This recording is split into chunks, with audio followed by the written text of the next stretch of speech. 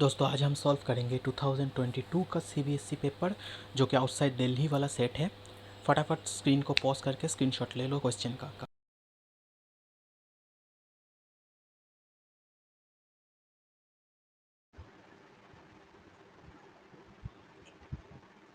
दोस्तों 2022 का cash flow statement की क्वेश्चन आपका स्क्रीन पे है।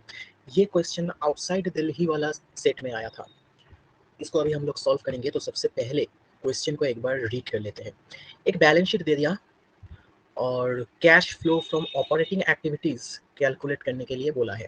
हालांकि हम लोग पूरा कैश फ्लो को करके दिखाएंगे, सिर्फ ऑपरेटिंग नहीं, पूरा कैश फ्लो स्टेटमेंट को बना के दिखाएंगे। लेकिन क्वेश्चन जो मांगा था वो है cash flow from operating activities, यानी एग्जाम में सिर्फ ऑपरेटिंग एक्टिविटीज के बारे में क्वेश्चन, सिर्फ ऑपरेटिंग एक्टिविटीज निकालने के लिए बोला था।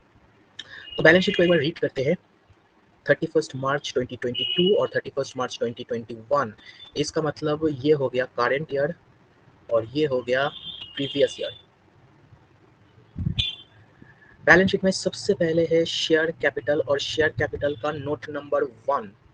नोट नंबर 1 में क्वेश्चन बोला है इक्विटी शेयर कैपिटल 50 लाख और 30 लाख, यानी 20 लाख का इंक्रीज है। ओके, फिर reserve and surplus, note number 2। Note number 2 में बोल रहा है surplus that is balance in statement of profit and loss. इसका मतलब रिजर्व में और दूसरा कोई रिजर्व इंक्लूडेड नहीं है, सिर्फ पीएल का बैलेंस है। नॉन करेंट लाइबिलिटीज के अंदर long term borrowings, note number 3। Long term borrowings के अंदर है 10% डिवेंचर। 10% डिवेंचर का जो अमाउंट है that is 8 lakh and 4 lakh, यानी बिगिनिंग में था 4 लाख और ईयर की एंड में आते आते ये हो गया 8 लाख। डिवेंचर रिलेटेड कुछ एडिशनल इन्फॉर्मेशन भी यहाँ पे दिया हुआ है, देखते हैं क्या बोला है। क्वेश्चन ये बोल रहा है कि एडिशनल डिवेंचर जो है वो लास्ट डेट में इशू किया गया है, लास्ट डेट में इशू किया। इसका मतलब जो तुम इंटरेस्ट दिया डिवेंचर का, वो इंटरेस्ट तुम 4 लाख के ऊपर दिया, क्योंकि बाकी 4 लाख तो लास्ट डेट में इशू हुआ है। तो इंटरेस्ट ऑन डिवेंचर तुम 4 लाख के ऊपर दिया 10%, यानी 40,000। This is your interest on debenture. फिर क्वेश्चन बोल रहा है ट्रेड पेबल्स इतना है। Other current liabilities, other current liabilities का नोट नंबर 4 में बोल रहा है देयर इज आउटस्टैंडिंग रेंट, इतना का आउटस्टैंडिंग रेंट है। Short term provisions, short term provision में प्रोविजन फॉर टैक्स। ओके, फिर एसेट की इंफॉर्मेशन दे दिया। टैंजिबल एसेट नोट नंबर 6 हम लोग देख सकते हैं। नोट नंबर 6 में टैंजिबल एसेट्स में लैंड है, और इंटैंजिबल एसेट्स में नोट नंबर 7 पेटेंट है। उसके बाद करंट एसेट का भी जानकारी दे दिया, इन्वेंटरी और कैश एंड कैश इक्विवेलेंट। तो ये है हमारा क्वेश्चन। पहले हमको क्या करना पड़ेगा, सबसे पहले करना पड़ेगा cash flow from operating activities.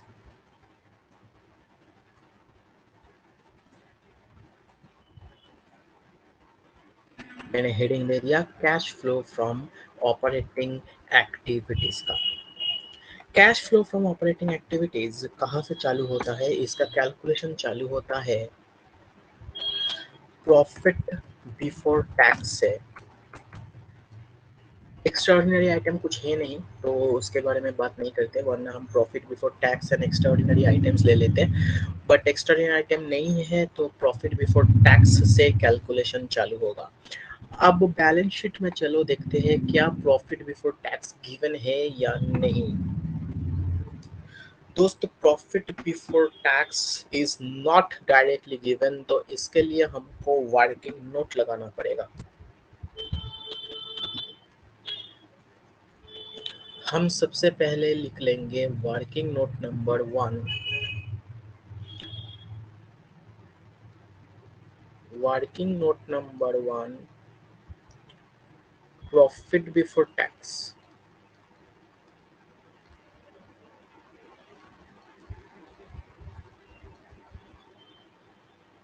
और प्रॉफिट बिफोर टैक्स का कैलकुलेशन में हमको सबसे पहले ये दोनों अमाउंट का डिफरेंस लेना पड़ेगा, यानी difference in SPL.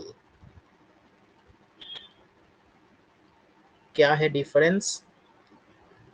Current year minus previous year,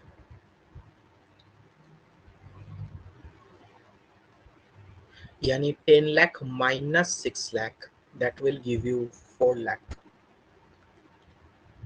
अब इसके साथ मेरे को प्रोविजन फॉर टैक्स को ऐड करना पड़ेगा। Provision for tax. अब सवाल ये है कि प्रोविजन फॉर टैक्स है कितना, उसके लिए बनाओ working note number 2, provision for tax. Provision for tax account का ओपनिंग बैलेंस कितना है, बीडी कितना है, BD is given in the question और बीडी है 1,00,000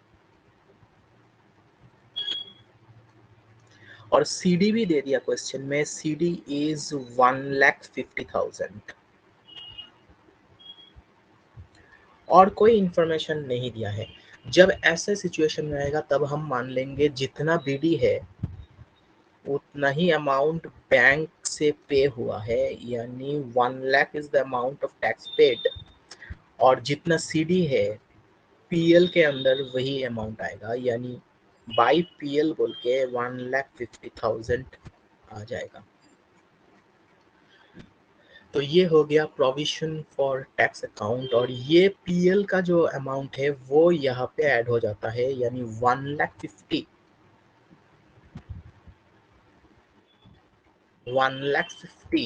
यहाँ पे ऐड हो जाएगा, and profit before tax is 5,50,000. This is my profit before tax, that is PBT. अब मुझे प्रॉफिट बिफोर टैक्स मिल गया तो हम इस क्वेश्चन को आगे लेके चल सकता हूँ।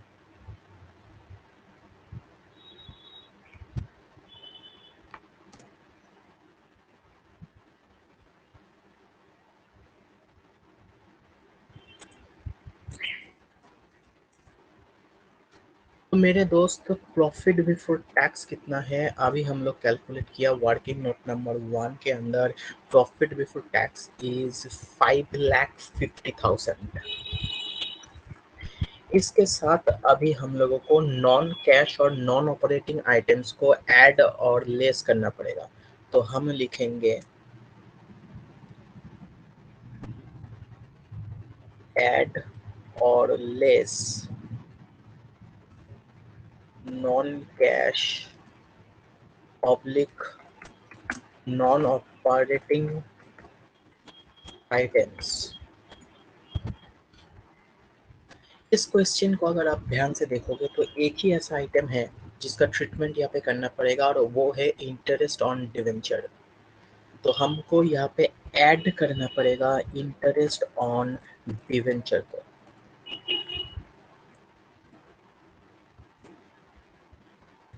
इंटरेस्ट ऑन डिवेंचर, ध्यान देना मैंने पहले ही कहा था, क्वेश्चन रीड करने के वक्त कहा था कि interest on debenture will be 10% of 4,00,000, क्योंकि बाकी जो 4,00,000 की डिवेंचर है वो ईयर एंड में जाके इशू हुआ है, उसके ऊपर डिवेंचर की कोई इंटरेस्ट देना नहीं पड़ेगा। तो इंटरेस्ट ऑन डिवेंचर कितना होगा, interest on debenture will be 10% of 4,00,000, that is opening balance के ऊपर होगा सिर्फ 40,000।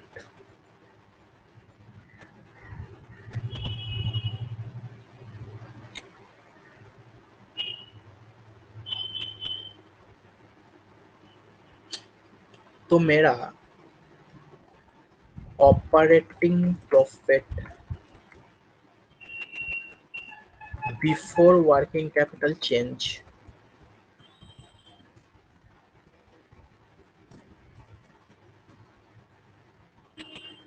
कितना आ गया, 5,90,000। अब हमको वर्किंग कैपिटल का एडजस्टमेंट करना पड़ेगा, तो हम लिखेंगे, हेडिंग देंगे एड ऑब्लिक लेस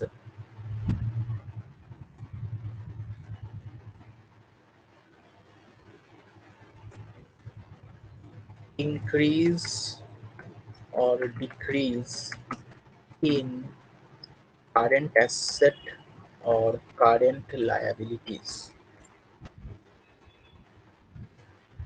सबसे पहले देखो इस क्वेश्चन में ट्रेड पेबल्स जो है वो डिक्रीज हुआ है, करंट एसेट और करंट लायबिलिटी में सबसे पहले देखो ट्रेड पेबल जो है,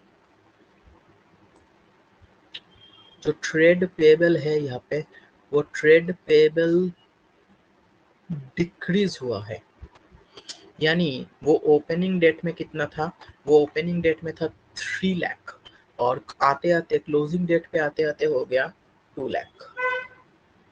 तो हम क्या करेंगे, डिक्रीज इन ट्रेड पेबल को हम लेस कर देंगे, क्योंकि हमारा ट्रेड पेबल कम हो गया।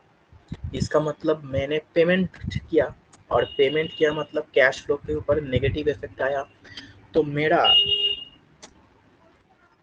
जो कैश फ्लो स्टेटमेंट है इसमें हमको इसको लेस करना पड़ेगा। तो हम कर देंगे less decrease in trade payables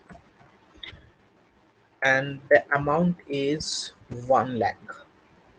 हम ब्रैकेट में लिखेंगे क्योंकि ये माइनस हो रहा है।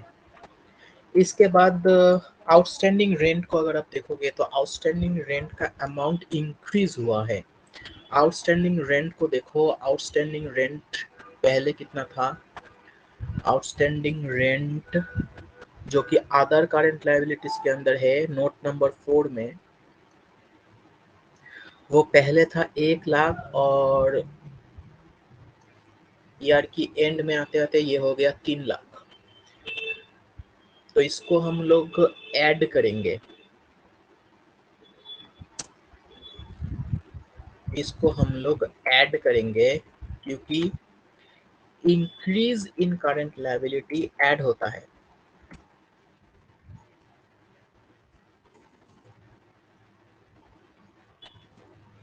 तो हम ऐड करेंगे increase in outstanding rent and the amount is 2 lakh.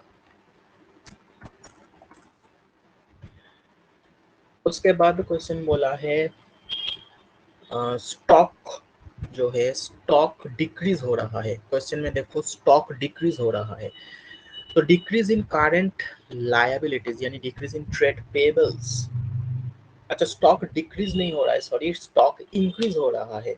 Stock increase हो रहा है, स्टॉक इंक्रीज हो रहा है। तो अगर लायबिलिटी इंक्रीज हो रहा है तो मैंने ऐड किया यहाँ पे आउटस्टैंडिंग रेंट में।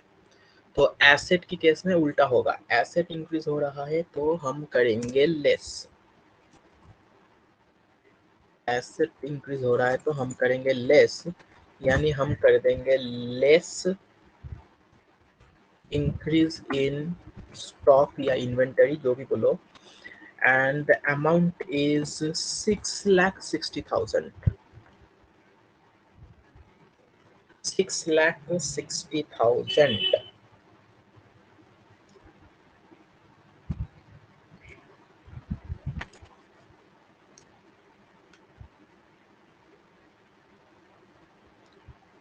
ये करते ही हमको क्या मिल जाएगा, हमको मिल जाएगा कैश generated from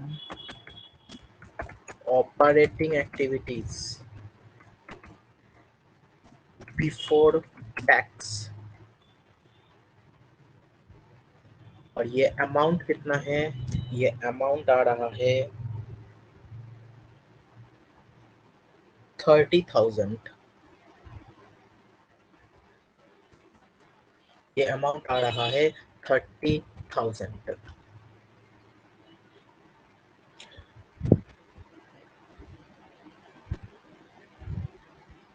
एक बार चेक कर लेते हैं अमाउंट को। 5,90,000 minus 1 lakh plus 2 lakh minus 6,60,000, ये आ रहा है 30,000। कोई गलती इसमें तो है नहीं। यहाँ से हमको टैक्स पेड को माइनस करना पड़ेगा, टैक्स पेड। अब ध्यान देना, जब वर्किंग नोट 1 बनाए थे हम लोग, तब हम प्रोविजन फॉर टैक्स को क्लास किए थे। ध्यान से देखो, जब हम वर्किंग नोट नंबर 1 बनाए थे तब प्रोविजन फॉर टैक्स को ऐड किए थे, प्रोविजन फॉर टैक्स को। और अभी हमको जो फिगर चाहिए दैट इज टैक्स पेड, यानी ये बैंक वाला अमाउंट। एंड टैक्स पेड कितना है? Tax paid is 1 lakh. तो हम सीधा 1 लाख को लेस कर देंगे, टैक्स पेड बोल के 1 लाख को लेस कर देंगे। तो मेरे को क्या निकल के आ गया, ये लेस करते ही मेरे को मिल गया cash flow from operating activities, जो कि नेगेटिव में है। तो हम लिख सकते हैं net cash flow from operating activities, जो कि नेगेटिव में है। और यही आपका फाइनल आंसर है। आपको एग्जाम में सिर्फ इतना ही करके दिखाने के लिए बोला था कि net cash flow from operating activities निकाल कर दिखाओ। बट हम लोग अगर इस क्वेश्चन में एक स्टेप आगे जाए और पूरा कैश फ्लो को सॉल्व करेंगे, तो हम बाकी क्वेश्चन को भी यहाँ पे कर देते हैं फटाफट। बाकी क्वेश्चन को हम फटाफट कर देते हैं, क्योंकि वो क्वेश्चन की डिमांड नहीं है, हम ऐसे ही सेवा कर रहे हैं। तो इसके बाद हम करेंगे cash flow from investing activities, यानी CFIA। क्वेश्चन को ध्यान से देखोगे तो CFIA में सिर्फ एक ही चीज है, that is land purchased. CFIA में क्या क्या आता है? फिक्स्ड एसेट और इन्वेस्टमेंट आता है, यानी लॉन्ग टर्म इन्वेस्टमेंट और फिक्स्ड एसेट। यहाँ पे लैंड परचेस्ड है 20 लाख रुपीज का, तो ये हो गया नेगेटिव 20 लाख रुपीज। और कोई आइटम CFIA के अंदर है नहीं, तो मेरा CFIA का amount will be negative 20 lakh. ये क्वेश्चन की रिक्वायरमेंट नहीं है, इसलिए मैं थोड़ा जल्दी कर रहा हूँ। इसके बाद CFFA यानी cash flow from financing activities. इसके अंदर शेयर इशूड यानी इक्विटी शेयर जो तुमने इशू किया, देखो इक्विटी शेयर बिगिनिंग में जो था 30 लाख, एंड में आते आते वो हो गया 50 लाख। सो 20 लाख रुपीस का इनफ्लो हुआ है फ्रॉम शेयर इशूड। तुमने डिवेंचर भी इशू किया, वो पैसा भी आया। डिवेंचर लास्ट डेट में इशू किया तो पैसा तो आया ना, 4 लाख रुपया का इनफ्लो यहाँ से हुआ। और इंटरेस्ट ऑन डिवेंचर 40,000। 40,000 क्यों? क्योंकि बाकी 4 लाख की डिवेंचर ईयर एंड में जाके इशू किया। तो ये अमाउंट कितना आ जाता है? CFFA का amount it's coming to rupees 23,60,000।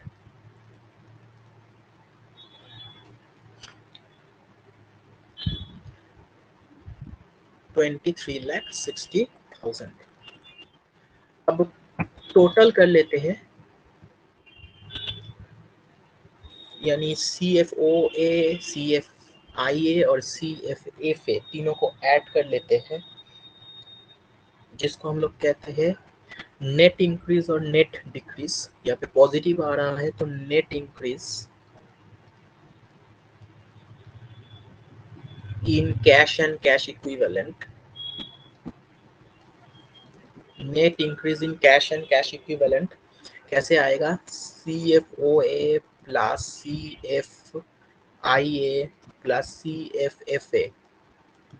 Net increase कितना आ रहा है? It is coming to rupees,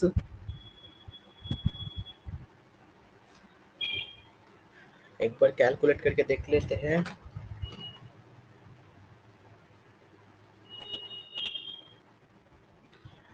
cash flow from operating activities था -70, CFIA भी था -20, सिर्फ CFFA प्लस में है।